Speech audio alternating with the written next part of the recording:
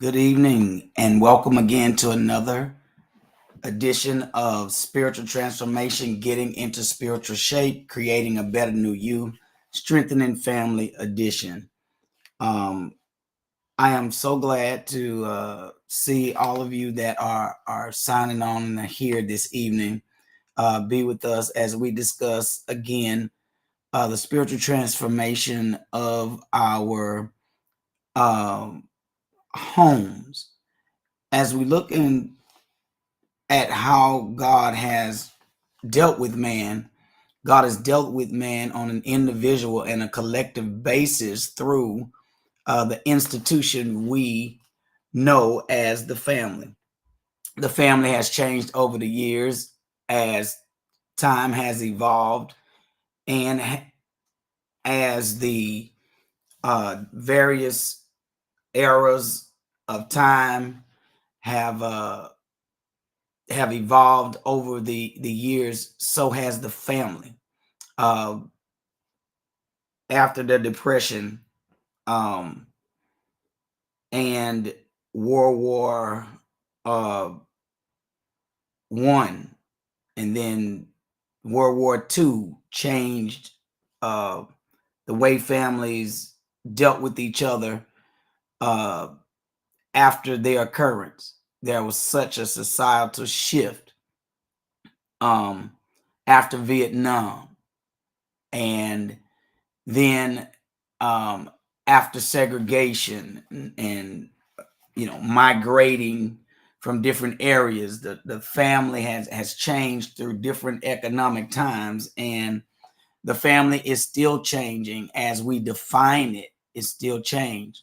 However, the institution of the family is enduring no matter what type of changes the family has undergone and has undertaken since its inception in the Garden of Eden. The family still endures.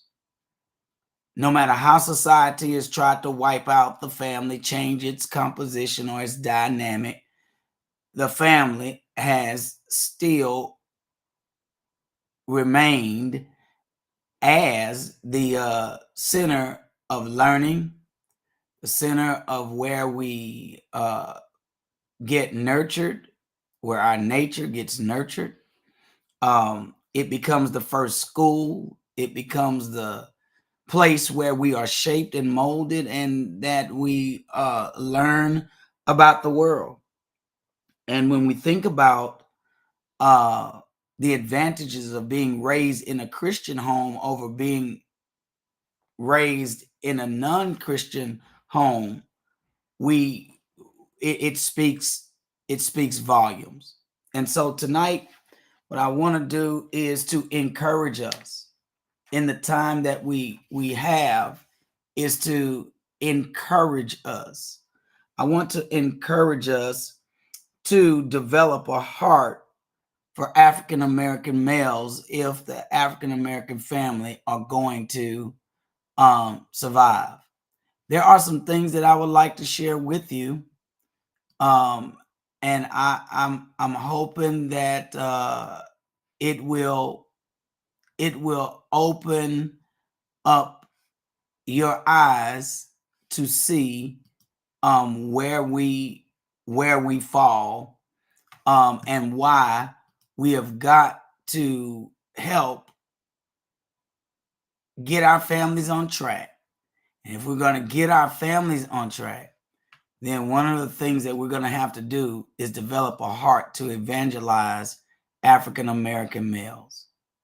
Our scripture basis tonight that we come from is Matthew chapter 28. Matthew 28. And I want us to be serious about this. It's not going to be long, but this is going to be strong. I pray for you.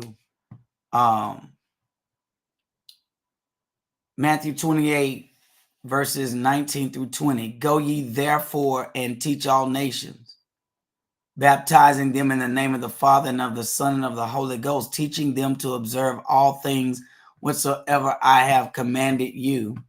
And lo, I'll be with you always, even unto the end of the world.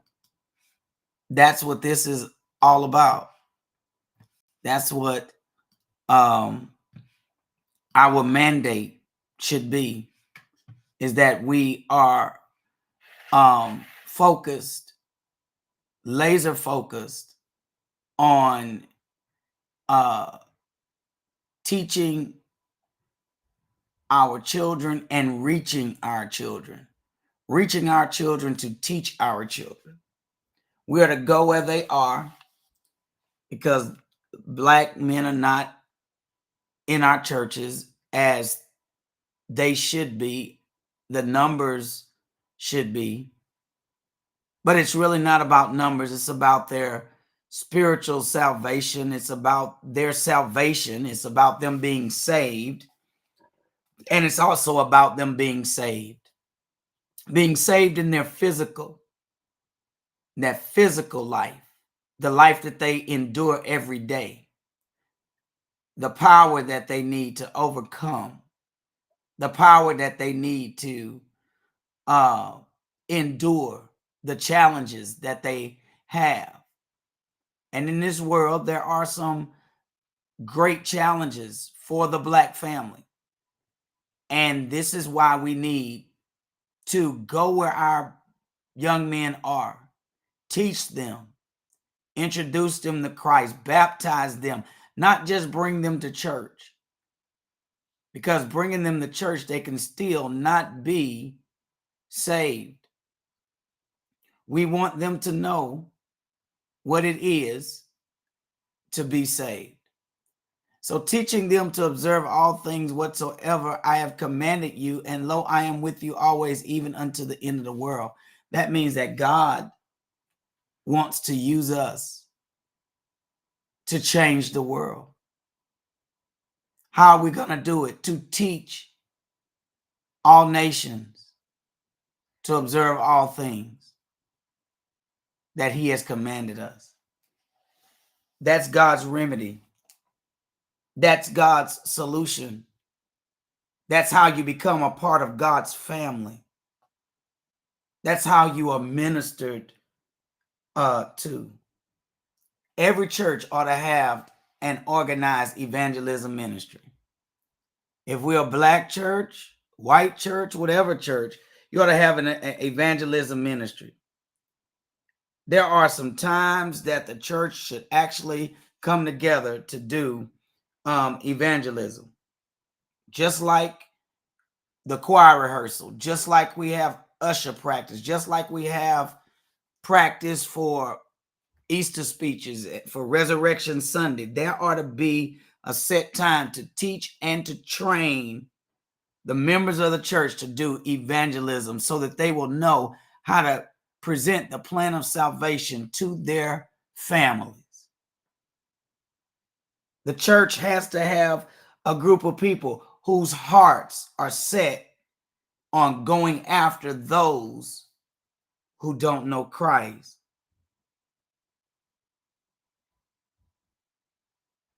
How many of us really know how to share our faith? How many of us can lead someone to accept Christ? And it's okay if you can't. And I surely applaud you if you can, but there is no penalty if you can't. The deal is Matthew 19 and 20 is a direct reflection of what all Christians should be able to do. Evangelism and discipleship. Teaching them is discipling, but go ye therefore and teach all nations, introducing them to Christ. That's evangelism. And I will tell you that there are some things that we have to do. There's a way to do it, to win souls for Christ. And guess what? If we don't see them in our church, I can tell you right now, to apply this to our ministry context. If you don't have a certain fish in an aquarium that are crucial in being there, what do you have to do? You got to go get them. They're not just going to show up in the fish tank. You're going to have to go get them.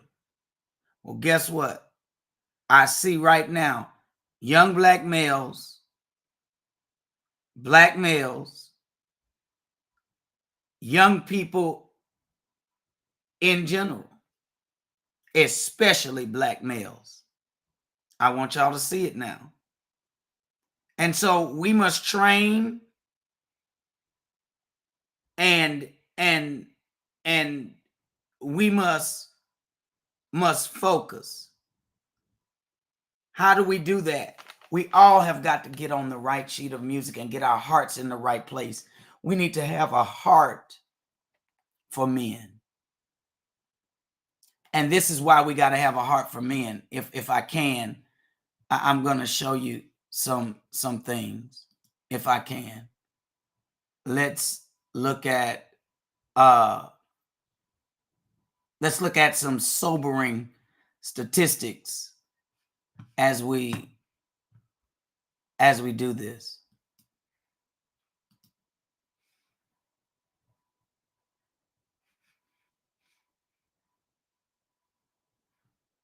I want you to see something. Statistics. Can y'all see it about black families? Watch this. As of 2022, 39% of black people live in households headed by married couples. 31% live in households with a female head. 5% live in male-headed households. I want y'all to see this now. 16% of black people live in non-family households. In 2022, 51.2% of all black parents, all black children live with one parent. 37% live in homes with two biological parents. 48% live in single parent homes and 4% live in step families. 13% of black children live with divorced or separated mothers. And 31% live with mothers who have never been married. 32% of black adults are married compared to 53% of non-black adults. 36% of black men are married compared to 29% of black women. Black women are slightly more likely to be divorced than black men. And in 2021, the median household income for black male households was $48,000 compared to $74,262 for white. I want y'all to see these statistics. These black family statistics. About 4 in 10 black people in the U.S., 39%, live in households that are headed by married couples. That's less than 50%. Less than half. Less than half. Now, what I want you to also do is look at the white family statistics. In 2022, there are 52.9 million white non-Hispanic families in the world, in the United States. The median income for white non-Hispanic families, $81,000. The median wealth for white families is $285,000. 73% of white families are homeowners. 60% of white families have retirement accounts. And in 2019, the average value of liquid assets for white households was $8 $8,100 compared to $1,500 for Black households. I want you to, I want us to understand this. There are some great disparities. And that happens in income, that happens in jobs, in poverty. I want y'all to understand this. These are some thought-provoking facts about the disparities. And when you start to think about this, the family and academic, when you think about this, this is an unhealthy trend. Although we are moving toward less poverty, although we are moving toward that, family structure has a lot to do with outcomes for all people. Our home of record, our home of origin, the place where we are to get all of our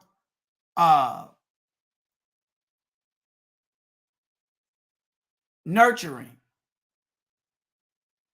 We've got to fix our homes.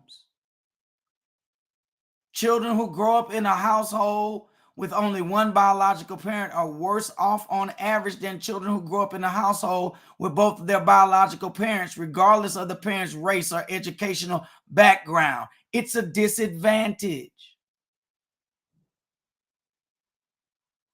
But if we are raised in an intact two-parent family, children are significantly more likely to avoid poverty and prison and graduate from college. From poverty to graduation to incarceration, Black children and young adults from two-parent families are more likely to be flourishing than their white peers from single-parent families. And on average, Black young adults from families headed by their mother and father are more likely to be flourishing educationally than Black young adults from non-intact homes.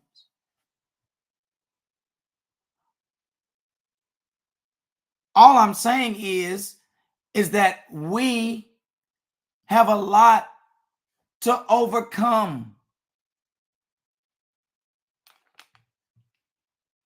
And when you look at families that are in poverty, 17% of black people living in the United States are living below the poverty line compared to 8.6% of white people. 17%, and we're only 13 to 14% of the total population. What's the poorest race in America? Blacks have the highest poverty rate. The poverty rate for Blacks exceeds 11.5%, and that's for the nation. We exceed what the nation average is, or percentage average is 17.1% of the 11.5%. Blacks. A lot of disparities. And how do we fix some of this? Well, this is economic. This is in the world. This is what we deal with. This is what we deal with. And when you look at the prison and you look at who is incarcerated, you will find that the United States incarcerates more people than anywhere else in the entire world. But here's the other deal. The poverty is greater, and of course the mass population of black people, concentrated population of black people, is in the South, only making $52,000 a year for median income, while our counterparts or others, 84,000. But not only do we have these physical problems, these economic problems, but we also are seeing this show up in our spiritual lives. I want you to understand, in our spiritual lives, we have got to succeed, not just in our physical lives, but in our spiritual lives. God wants that. We have got to have a heart for the black male, because when you start comparing black males to black females, it's a different ball game. And the black female has a larger or better outlook than the black male. So I'm going to ask you, and I'm going to challenge us tonight. It's not a long Bible study. I'm going to challenge us tonight. I'm going to push us tonight to fulfill Matthew chapter 28, verses 19 through 20 with everything that we have. We've got to target this new generation. And we've got to target them because the black race is actually younger than any other race. We're younger. And so we have an opportunity to help the young generation turn things around.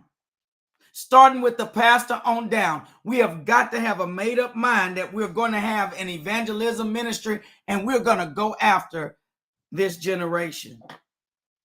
We're going to have to develop an outreach.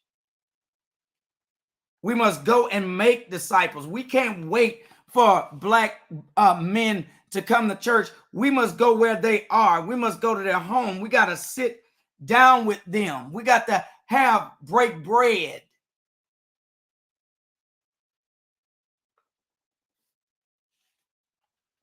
We got to go where the men are. And then we've got to have men who are willing to talk to other men about God. We got to go to God and ask God to give us creative ways to reach men, because obviously it ain't been working. And you know what?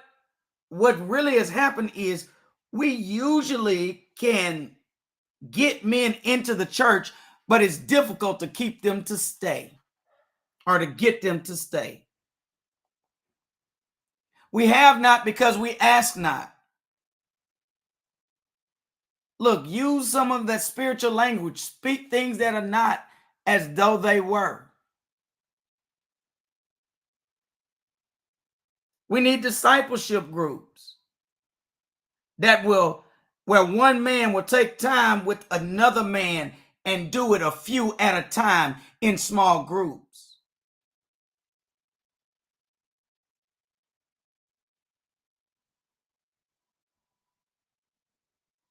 And I will tell you, the way that our churches are built up, it's not conducive to men. If you have Women's Day and Men's Day, the women, and you have the same amount of men and women in the church, if they're going to raise money for Men's Day and Women's Day, usually the women will outweigh the men.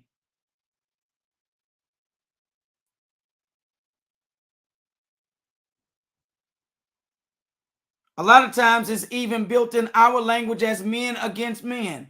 Because sometimes the pastor say, if we had some more men to do some things around here. Sometimes we say, if there were more men in the church,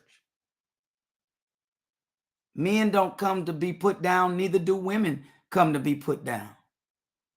On Father's Day, we don't show out, but on Mother's Day, the church is packed. On Father's Day, you could get into a restaurant. On Mother's Day, if you don't have a reservation 6 months in advance, it don't work. Listen, black males are open to the gospel message, and our challenge is to become serious and systematic in teaching and reaching them with the message of Christ in a manner that they can receive it. We got to do that. Women, you got to help encourage your men. These men will become better family men, not only because they are Christians, but because when they come into the church, we have a way of holding on to them and teaching them what they need to do. I'm going to go back to what I'm challenged to do. This is what God demands. This is what Jesus expects. And this is what you ought to ask God to put in your heart tonight. Go ye therefore. Go meet them in the street. Meet them wherever they may be. Meet them on the corners.